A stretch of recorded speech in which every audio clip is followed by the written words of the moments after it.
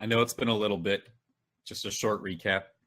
Last time we picked up in the middle, kind of going like we came back to everything where you guys had returned to Hearthmount after talking to the big gold dragon and everything, and we spent some time with everybody going over what they were doing over a span of about 3 months, where you guys just had some downtime and time to plan, time to build, time to freshen yourselves up and everything.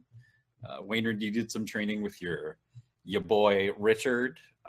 Nox, you filled with some spells and did some research, I believe. Heskar, you were trying to get some work done while also dodging little Richard's traps and tricks and everything. And Hingman, you kind of were just bumbling about and following everybody. Had some adventures with a couple of dogs that were made into reality.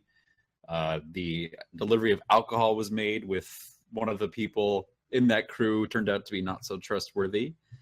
And then after that, you guys kind of just continued with your business. And the last thing that we left off on was Hingman, you were following your investigation of some strange noises and things going amiss in your own quarters.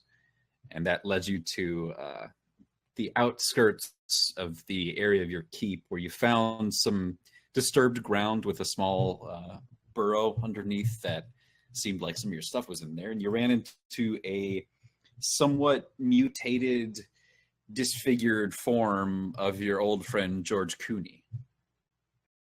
And things were starting to get a little bit aggro just before we left off.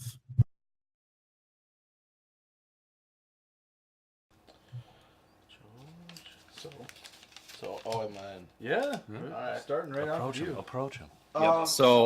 So just to keep the momentum up from last time, now that you guys are, then now that we've had the recap, just go ahead and roll initiative. Everybody? Yep, Hingman. You're out there right now, and it was either Donuts or what was the other one? He's with Donuts. Duncan is probably with me. Yeah. So just roll it twice. And Mastiff, I think, has 6. like. Who's here? 5. I'm never using this dice again. Okay, so what was the first one, yours or the dogs? That was mine. Okay, so your dex modifier I think was 1. Yep. And the Mastiff's is 2. So he's actually, you're both 7. Was it 7? You had 6 and 7, right? Or 6 and 5. 6 and 5. Yep. Okay, so you're both 7. So technically he'd go first before you. Oh, you could go at the same time, really. Yeah, I'm okay with that. I don't care. So yeah, Broadshow got a 6. 2 7s. 2 7s total. 2 7s. 7. So set you up. So you're including Donuts in this little fray? So that's Donut's stat block right there. Okay. Donuts. Give me 1 second. And Donuts, I just made him into reality. From a patch. there. From a piece of cloth. If you gotta roll damage, that's a good full one. blown Damage. Doji hood. Doji. Yeah. There, we'll just put some extra ones out just in case Dobus that one doesn't is do ready. good. Dobus PR. Dobus Peabody. And then, So we'll just say that you and Donuts can take your turn simultaneously. But George actually ended up getting a little bit of a jump on you because of your initial shock at just seeing this old character from your past and his physical state, as well as kind of the situation that you found yourself in with the evidence in front of you and everything else over the past couple of days. He kind of was able to take a move before you. So he's only about 25 feet away from you. So he's going to start moving up to you. Get right up there, and he's going to make a couple of claw attacks against you. I think your AC is 15. Yep. That's your iPad. Does it turn on automatically, or does it? Yeah, Jesus I know, dude. I'm guessing 10 does not hit you. Nope. You run that thing into the ground. And neither will an 8. So he kind of runs/limps up to you because of the different size and length of his appendages, and in that motion, he turns it into a couple of swings with his little, or not so little, paws. And just because of the awkwardness of his movement, he isn't able to connect fully with your flesh. You feel a scrape against the outside of your armor, but no damage has been done as of yet. Okay. Your turn. Yeah, I'm just checking something.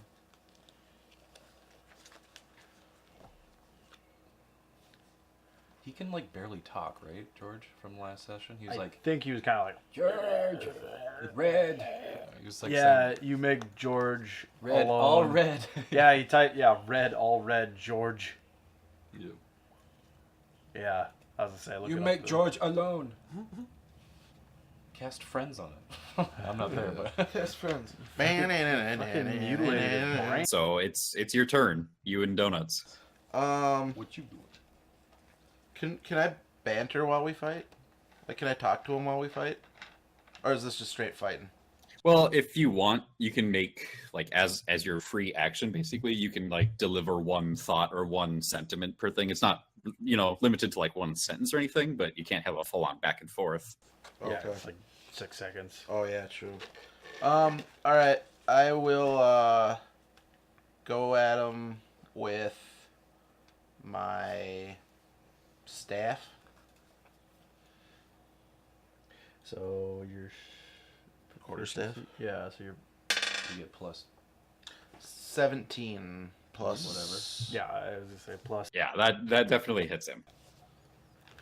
I think. Roll for damage. Yeah. Roll that. sweet Damage. This Yeah, one so damage. it's D8 Oh yeah. quarterstaff 5 plus 1. I plus think 6. 6. Okay.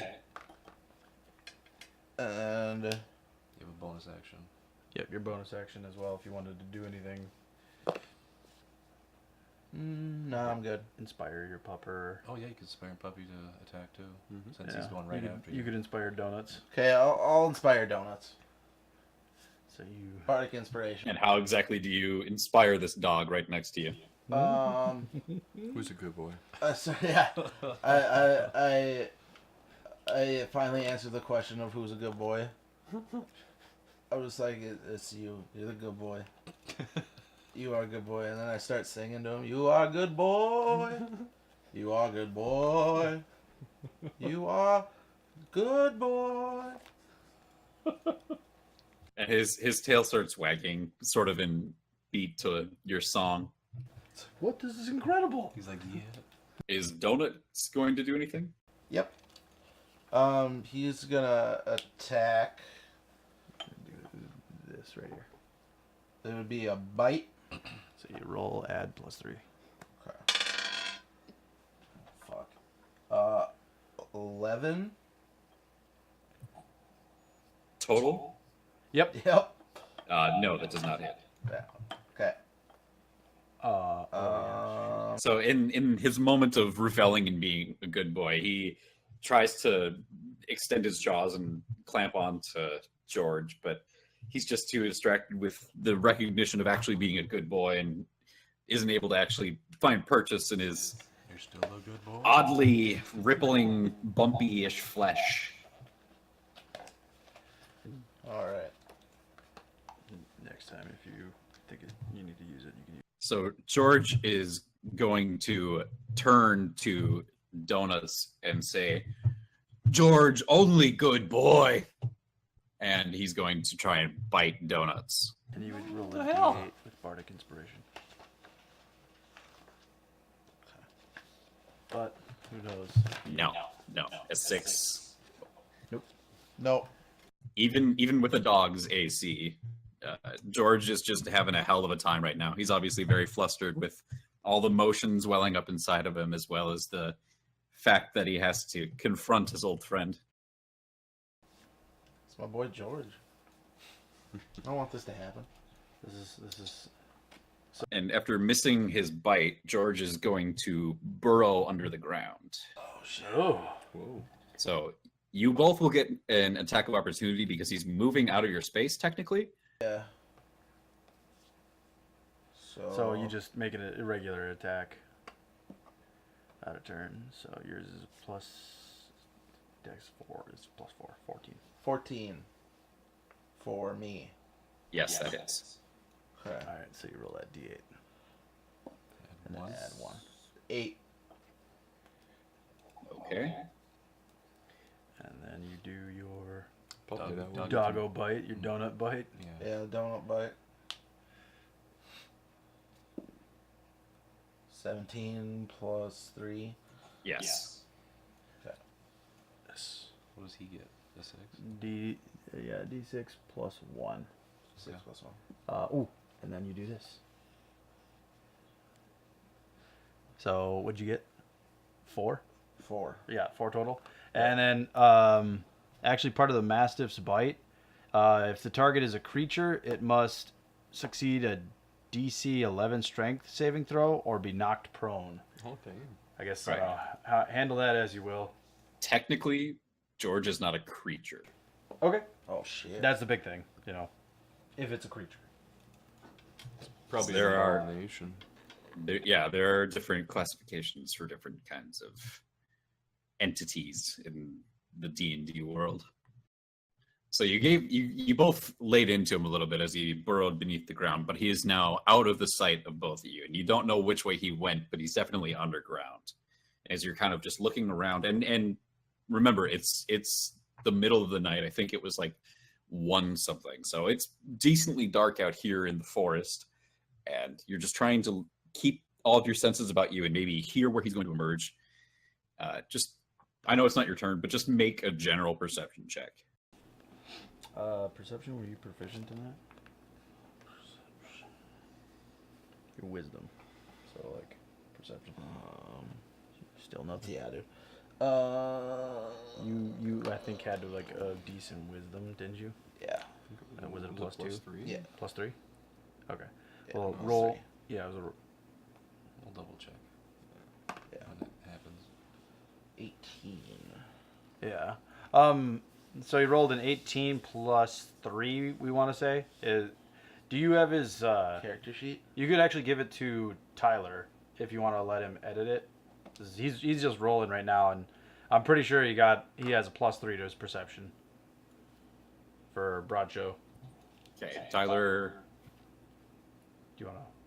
You should see on the right-hand Tyler side. can now see and edit and control him. Should be able to. So. Yep. See. Should be in the character tab. Character tab, you should see Broad Show. Or no. Him Yeah. modded. Yeah, it says on your character sheet that it's just a +1 for your perception, but you rolled an 18 on the die. So So Okay. 19 then. Okay, so you didn't have it. 19? Yes, not. I thought Yeah, it was 19 higher. total. Okay. You see it? Oh, you do got it. Okay, cool. That's what's up. What does he have for a dex and then strength? His dex is +2. Strength is +2. Okay. Alright, so So as you're standing there trying to be aware of your surroundings and where George might have gone to, you hear a slight rustling behind you. Just as you turn around, you see, or you're barely able to make out the ground directly next to your feet start to be disturbed as a couple pairs of differently sized paws claw their way up through the ground, and you see just the end of a long snout come out and try to bite you around your ankle. Yeah. like I heard some rustling. jab him. Just jab it. And that is a 19 to hit you. Oh yeah, that'll hit you. Yes, sir. Okay. His max HP is pretty high though. Stout. What's it? Stout It's, halfling. it's currently at 32 from the last time you. Should be at full, just because it's like. And that's 13 damage to you. His oddly strong grip kind of, you feel the teeth dig in and crunch in past your leather boots and just get you right around the ankle. And he is going to have you grappled in his maw for right now.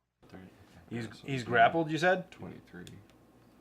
So it's like a natural bear trap that he's kind of got you stuck in right now. There you go. All right. So he's So then it moves on to you and Donuts. Yep. I am going to take my quarterstaff and jab down at his head. Do you want me to click it for you? I can click your quarterstaff. Yeah, go for it. Just so Wilson can see it. Yeah. Sure. Well, bro, so letting another man touch your quarterstaff? That's your quarterstaff. That's not me. I know. Okay. All right, so 11 to hit. Yeah, in the darkness, you try and just jam your quarterstaff straight down and just get him pried off of your leg. But because it's so dark and with all the disrupted dirt around your feet, you kind of just end up jamming it into the ground next to you, and you feel the bump of the earth beneath you, but you don't feel a connect with the little snooter that's clamped around your leg right now. Okay. You're doing a little. And then Donuts. the doggo, he'll nip at the tendies.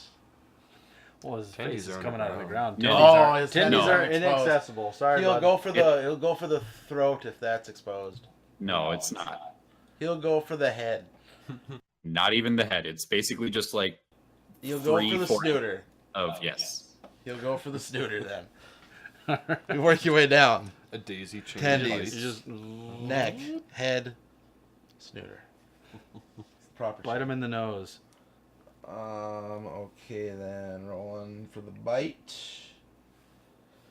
+3. 13.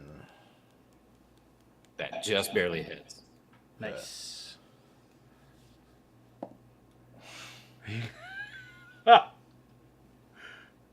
3. Okie dokie. You got the nose though. Come on. I mean, to be fair, it's pretty Yeah, difficult so- to bite. You know, you latched onto the Yeah. little nose. Yeah, like you know the thing that we did when we were kids where somebody would have like a baseball bat in their hand and then somebody grasps it and then somebody else grasps it above them, and then by the end you get to the top, there's nowhere else to grab, so you just start grabbing on top of other people's hands. Yep. That's basically what Donuts is doing to JORJ right now. He's just biting on top of where JORJ is biting. So it's like a sandwich of bites. Nice. Because it's got you, and you're just like, what the fuck? Does this hurt me anymore? No. Okay. Like George doesn't clamp down because he's fucking. JORJ is already clamped down. He's clamped on your. Yeah, you just can't. But I mean, you like have he to- doesn't clamp harder because he's getting bit. No, he's already like there's already enough pounds per square inch of pressure going down on your leg that the additional bite on top of it isn't adding anything else. It's just he's just hurting JORJ, not you. pounds per square inch. Okay. If you really want, I can add more damage onto you. If you Nah, if dude. that's- I was Give just- me all your damage. I just wanted to clarify. So now back to JORJ with this sort of odd grip that Donuts has around him. He starts to use his claws to burrow out a little bit more, and he exposes just from the shoulders down to the oddly kind of pear-shaped torso that this mutated raccoon shape has been molded into. And with his arms now free, he reaches up and tries to claw into the belly of the nearby dog. Oh no! Don't put a hole in my donut. First one does not. Woo. How much is it? Or how much was it? No, the first one didn't hit. Okay. The second one definitely did, Hi. with a 17 on the die. Yep. Just so you know. Yeah.